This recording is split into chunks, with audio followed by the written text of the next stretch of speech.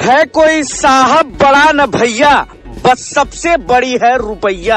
अब हम ऐसा क्यों कह रहे हैं, किसके लिए कह रहे हैं और कहाँ के लिए कह रहे हैं, तो सब बताएंगे। बस बने रहें हमारे साथ।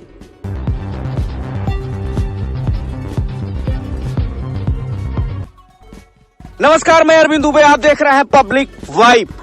आपको पूरा मामला बताएं, इसके लिए आपको जरा उत्तर प्रदेश की पुलिस व प्रशासन के बारे में जानना जरूरी होगा। तो आपको बता दें कि यहाँ उत्तर प्रदेश की पुलिस है, जिसकी जनचर्चा व्हाट्सएप पर भी इनकाउंटर करने की होती रही है। तो आप सोनभद्र पुलिस प्रशासन व वन विभाग के बारे में भी जानेंगे तो थोड़ी इस कहानी को समझने में और आसानी होगी।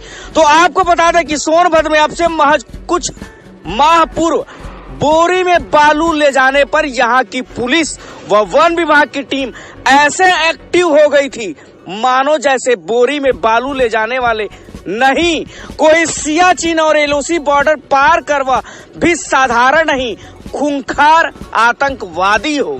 फिर क्या मजाल कि यहाँ की पुलिस और वन विभाग की बाहें न फड़के।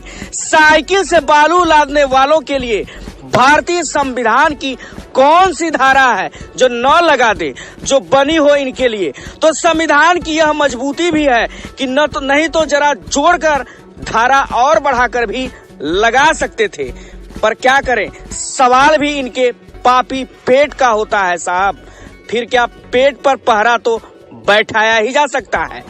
हमारा यह समर्थन बिल्कुल भी नहीं है कि अगर जो कोई गलत कर रहा है तो कार्रवाई न की जाए, पर यह सारी बातें तब जरूर कौंधती हैं जब कानून के ऐसे कथित रखवालों को कोई गरीब ही दिखता है। वहीं धन पशु ऐसे में सारे कानून को धत्ता बनाकर अपनी रौब दिखाते हुए जब अपराध इससे भी बड़े करे और संबंधित मौन धारण कर ले तो सवाल उठता है, फिर अब कहाँ गए वह पहरे जो घर के लिए भोजन बनाने को, जलावनी लकड़ी काटने को भी अपराध मानकर संबंधी दफाओं में गिरफ्तार कर लेते थे।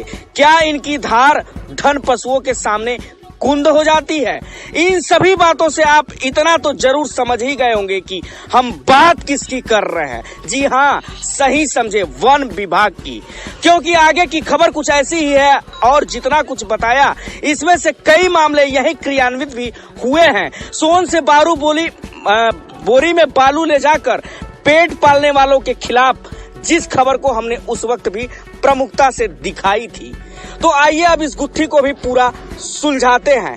कहानी शुरू होती है कहते हुए कि हरे पेड़ नहीं काश्तकारी काट रहे हैं। अब यह काश्तकारी कहाँ है और किस आदेश से काट रहे हैं, यह कहना मुश्किल होगा। वन विभाग की उदासीनता के कारण वन संपदा को पहुंचाया जा रहा है नुकसान। जुगैल थाना अंतर्गत जुगैल वन प्रभाग के आने वाले वन क्षेत्रों से भारी पैमाने में जंगली वन संपदा को काटकर हाल ही में चालू हुए बालू साइट पर भारी पैमाने पर पहुंचाया जा रहा है। गौरतलब है कि उत्तर प्रदेश सरकार द्वारा करोड़ों रुपए खर्च कर जिस वृक्षारोपण अभियान चलाने को लेकर जगह जगह मुहिम छेड़ी गई, अधिक से अधिक वृक्ष लगाने की बात की गई, तो वहीं दूसरी तरफ वन विभाग की उदासीनता के कारण बालू साइडों पर भारी मात्रा में हरे भरे जंगलों को काटकर कच्ची सड़क निर्माण के लिए औने पौने दामों में बेखौफ होकर बेचा जा रहा है। वन संपदा के बेखौफ होकर ट्रैक्टरों पर लाद कर ये सब ले जा रहे हैं और जब पूछा गया तो कहा गया कि मैं वन विभाग का नहीं, काश्तकारी का काट रहा हूँ। अब प्रश्न यह भी है कि इतना भारी मात्रा में काश्त की भूमि पर वन संपदा कहाँ से आ सकती है, यह प्रश्न सोचनीय है। इस बाबत जब डिविजनल फॉरेस्ट ऑफिसर ओबरा प्रखर मिश्रा से बात की गई तो उन्होंने बताया कि मामला संज्ञान में आया है, जल्द ही जांच कर कार्रवाई भी की जाएगी। अब यह कार्रवाई किस प्रकार होगी, किस पर होगी, कब होगी, यह तो आने वाला कल बताएगा। तो अब कई सवाल भी उठने लाजमी है। आखिर इतने रुपए खर्च कर जिस पर्यावरण को संतुलित करने की सरकारें मुहिम चलाती हैं, यह यहाँ पर कैसे दम तोड़ देती है? आखिर ऐसी कौन सी नियमावली है जो गरीब और अमीर के लिए अलग अलग लिखी गई है? भारतीय संविधान में यह धारा कब बनाई गई, किसने बनाई, यह भी सोचने का विषय है। आखिर ऐसी कौन सी बात है जो इन पर कार्रवाई करने के लिए रोक देती है? धन पशुओं के सामने सारे कानून कैसे और क्यों दम तोड़ देते हैं?